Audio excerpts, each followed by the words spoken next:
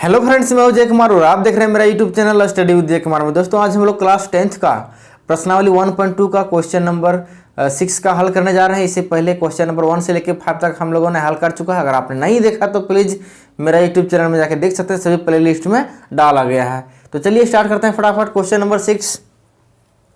तो question number 6 बोल रहा है कि व्याख्या कीजिए कि 7 गुना 11 गुने 13 प्लस 13 और 7 गुने 6 गुने 5 गुने 4 गुने 3 गुने 2 गुने 1 प्लस 5।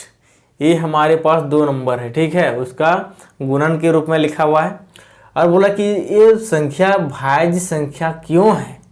ये बता दिया है कि ये संख्या भाज्य है, लेकिन क्यों भाज्य है इसके बारे में बोल रहा है। तो चलिए हम लोग फटाफट इसको बनाते हैं। लिखेंगे हल। तो देखिए संख्या, तो दोस्तों हम लोग को यहाँ पर बोला कि यह संख्या भाज्य संख्या है और क्यों है ये पूछ रहा है। तो भाज्य संख्या को हम लोग बोलते हैं कंपोजिट नंबर। क्या बोलते हैं? Composite number. कंपोजिट नंबर कहने का मतलब हो गया कि वह नंबर जिसका फैक्टर 2 से अधिक हो। जिसका फैक्टर क्या हो? 2 से अधिक हो। दैट मीन्स कहने का मतलब ये हुआ, एक होता है कंपोजिट नंबर, एक होता है प्राइम नंबर, ठीक है। तो प्राइम नंबर होता है कि जो एक से और खुद से कटे, वह हो गया प्राइम नंबर।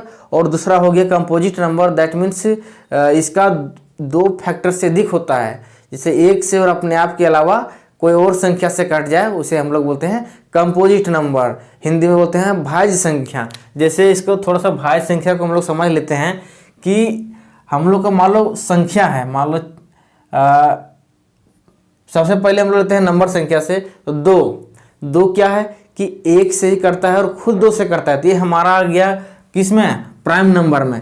और 3 का बात करें तो 3 भी क्या होता है कि 1 से कटेगा और खुद 3 से कटेगा, मतलब 1 से अपने आप से कट रहा है। एक जो वैसे संख्या को बोलते हैं हम लोग प्राइम नंबर। अगर हम लोग बात करेंगे कंपोजिट नंबर का, तो कंपोजिट नंबर 4 से स्टार्ट होता है। अगर कोई पूछेगा कि कंपोजिट नंबर सबसे छोटी कंपोजिट संख्या का नाम बताओ, तो वह 4 होता है। तो क्योंकि 4 से क्या होता है? स्टार्ट होता है। जैसे देखते हैं हम लोग 4 कोई संख्या है, ये देखते हैं किससे किससे करता है। यह 1 से डिविजिबल है, यह 2 से डिविजिबल है और वह खुद 4 से डिविजिबल है। मतलब हमारे पास 3 इसका हो गया क्या? फैक्टर हो गया। क्या हो गया? 3 फैक्टर, 3 फैक्टर हो गया। मतलब 2 से अधिक हो गया। इसका मतलब हो गया यह क्या है? भाज्य संख्या। क्या है? भाज्य संख्या। इससे बड़ा अगर हम देखते हैं तो 4 तो नहीं, 4 है, 5 नहीं होगा, 6 हो सकता है। क्या कि 5 1 से और अपने आप से कटेगा, इसके अलावा किसी से नहीं कटेगा। तो हम लोग 6 को देखें तो कौन कौन इससे डिविजिबल होता है। देखो तो किससे किससे? 1 से कटेगा, 2 से कटेगा, 3 से भी कटेगा और खुद 6 से। मतलब इसका 4 फैक्टर हो गया। तो इसको हम लोग बोलेंगे कंपोजिट नंबर। क्या बोलेंगे? Composite number. तो हम लोग को यही बताना है दोस्तों कि ये संख्या और ये संख्या अगर इसका गुणनखंड अथवा फैक्टर बोले तो गुणन के रूप में बता सकते हैं। अगर इसके एक और अपने आप एक के अलावा कोई और आ गया गुना के रूप में, देखो जितने भी हमारे पास प्राइम नंबर होता है उसका क्या होता है। देखो अगर मान लो 3 है तो 3 का क्या गुना के रूप में लिख सकते हैं? 1 गुने 3 ही केवल लिख सकते हैं। जितने भी प्राइम संख्या है उसको गुणनखंड के रूप में अगर व्यक्त करें तो क्या होता है? 1 गुना 3 लिख सकते हैं। जैसे 5 हो गया, 1 गुना 5, 1 into 5 लिख सकते हैं। मतलब जितने भी हमारे पास अगर कंपोजिट नंबर नहीं रहेगा या भाज्य संख्या रहेगा तो उसका केवल क्या हो रहा है? उसका गुणनखंड एक के साथ हो रहा है। केवल एक ही गुणनखंड हो रहा है, ठीक है। 1 गुना और अपने आप, ठीक है। तो एक ही गुणनखंड। अगर ये दोनों के अलावा कुछ और भी गुना के रूप में आ जाए, मान लो 2 3 5 कुछ भी आ जाए एक के अलावा, तो हमारा क्या हो जाएगा? भाज्य संख्या होगा। तो हम लोग शॉर्टकट बनाने का प्रयास करेंगे जो अच्छे तरीके से समझ में आए और ज़्यादा लॉन्ग भी ना हो। तो चलिए सबसे पहले हम लोग, हमारे पास 2 संख्या है तो हम लोग क्या करेंगे? पहले एक संख्या को सॉल्व करेंगे, उसके बाद दूसरी संख्या को देखेंगे कि ये संख्या भाज्य है या नहीं, उसके बाद इसका आंसर देंगे। तो पहली संख्या जो हमारा है उसको लिखते हैं, यहाँ पर इसको कुछ ये भी कुछ भी मान सकता है। तो हम लोग डायरेक्ट नहीं मानते हैं, डायरेक्ट लिख देते हैं 7 × 11 × 13 + 13, ठीक है। इसको हम लोग क्या करते हैं, सबसे पहले यहाँ पर ध्यान से देखो तो यहाँ 13 इस देखो यहाँ से लेके यहाँ तक एक संख्या है क्योंकि सभी मल्टीपल में है तो एक संख्या ही होगा, प्लस यहाँ पर देखो प्लस के बाद 13 है तो यहाँ के बाद यहाँ दूसरा संख्या आ गया।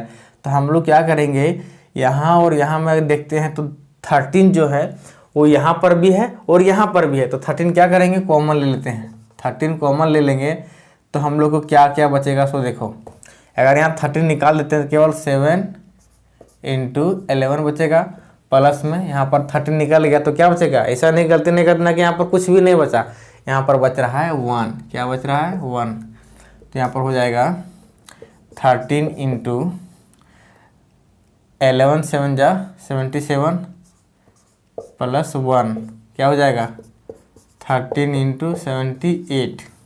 इसको चाहेंगे तो हम लोग 78 को और इसको गुणनखंड के रूप में व्यक्त कर सकते हैं, तो चलिए व्यक्त कर देते हैं। जैसे 78 है, 2 से कट जाएगा, 2 3 6, 2 9 18, फिर कर का इसको अगर क्या करते हैं डिविजिबल है 3 से, 3 हो जाए 3 3 3 जाना है 13 से, तो यहाँ 13 बार में एक बार में जाएगा, ठीक है। तो इसको लिख सकते हैं 13 × 2 × 3 × 13।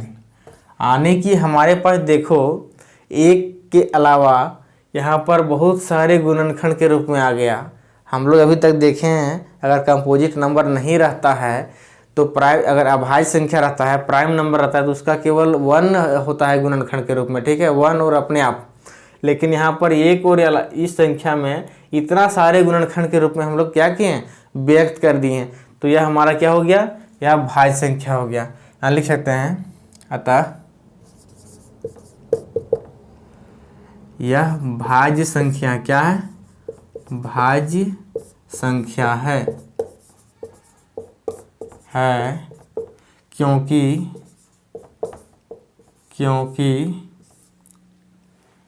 इसमें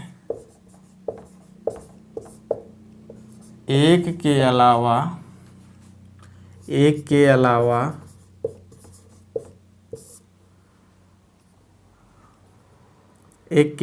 और इसमें अभाज्य गुणनखंड, यहाँ लिख सकते हैं इसमें अभाज्य गुणनखंड जोड़ दो, यह अभाज्य गुणनखंड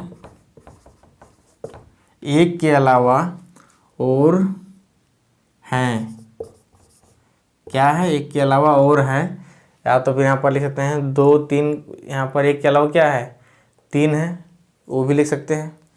तो चलिए हमारा यही हो गया, कारण नहीं दिया गया, यही भाज्य संख्या है क्योंकि इसके अभाज्य गुणनखंड एक से अधिक है, ठीक है, एक के अलावा और अधिक है, इस तरह भी लिख सकते हैं। यहाँ पर दूसरा संख्या है हमारा, ये है 7 × 6 × 5 × 4 × 3 × 2 × 1 प्लस में 5। यहाँ पर हम लोग देखें सिमिलरली क्या आ रहा है, यहाँ भी 5 है, यहाँ भी 5 है, तो 5 दोनों जगह कॉमन आ जाएगा। बोलेगा यहाँ पर कैसे कॉमन आ गया सर, तो कॉमन यहाँ पर प्लस है बच्चों, इसीलिए हमारे पास क्या हो गया, कॉमन आ रहा है। तो चलो हम लोग कॉमन ले लेते हैं इसको फटाफट।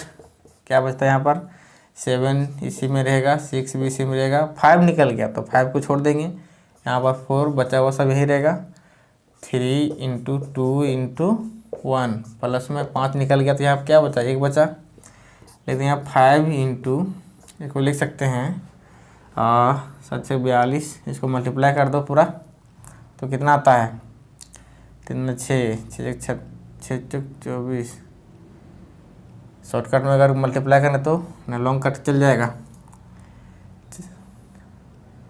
4 3 12, 12 दूना 24, 24 छक्के गुना करके लिख देते हैं फटाफट, 24 छक्के और सॉरी। तो यहाँ पर अब हम लोग क्या करते हैं, मल्टीप्लाई करते हैं, तो यहाँ पर क्या हो जाएगा 7 × 6 × 4 × 3 × 2 × 1 है, प्लस में 1 है। अब इसको हम लोग क्या करते हैं, मल्टीप्लाई करते हैं फटाफट, तो 7 6 42, 42 इधर हो गया और इधर 4 3 दूनी 6, 6 चौक 24, 24 × 42 कर देते हैं फटाफट, 24 × 42 क्या आता है देखते हैं, 4 दूना 8, 2 दूनी 4, 4 चौक 16 के 6, हाथ में 1, 4 दूना 8 और 1 9, 8 हो गया, 6 4 10 के 0, हाथ में 1, 1008 हो गया। 1008 लिखते हैं, 1008 + 1, बाकी इसको क्या करते हैं, जोड़ देंगे। अब तो जोड़ने के बाद क्या आता है, 5 × 1000, 8 में 1 जोड़ दिए तो 9 हो गया, इतना आ गया। ठीक है, ये तो अब क्या हो गया, 9 × 10। ये तो अब इसको और टुकड़ा हम नहीं कर सकते हैं, खुद क्या हो गया, अब प्राइम नंबर में कन्वर्ट हो गया है। अगर प्राइम नंबर में कन्वर्ट नहीं होता तो हम लोग इसको और क्या कर सकते हैं, गुणनखंड के रूप में व्यक्त कर सकते थे, लेकिन ये क्या है, ऑलरेडी प्राइम गुणनखंड में आ गया। लेकिन यहाँ पर साफ साफ दिख रहा है कि हम लोग देखें कि यहाँ पर 2 गुणनखंड के रूप में आ गया, इस संख्या को 2 गुणनखंड हो गया, मतलब एक के अलावा भी क्या है, ये गुणनखंड के रूप में कन्वर्ट हो सकता है। तो यहाँ पर लिख सकते हैं, इसमें भी वही कारण लिख सकते हैं, अतः यह भाज्य संख्या है, यह क्या है, भाज्य संख्या है। इसका अभाज्य गुणनखंड, इसका अभाज्य गुणनखंड 1 के अलावा और क्या है, 2 है, 2 गुणनखंड है, लिख सकते हैं 2 गुणनखंड है। चलिए हमारा हो गया फटाफट, क्वेश्चन नंबर 6 कंप्लीट हो गया। तो चलिए हम लोग फटाफट अब पहुंचते हैं क्वेश्चन नंबर 7 की ओर। तब तक के लिए थैंक यू दोस्तों, फिर मिलेंगे क्वेश्चन नंबर 7 के साथ अगली वीडियो में।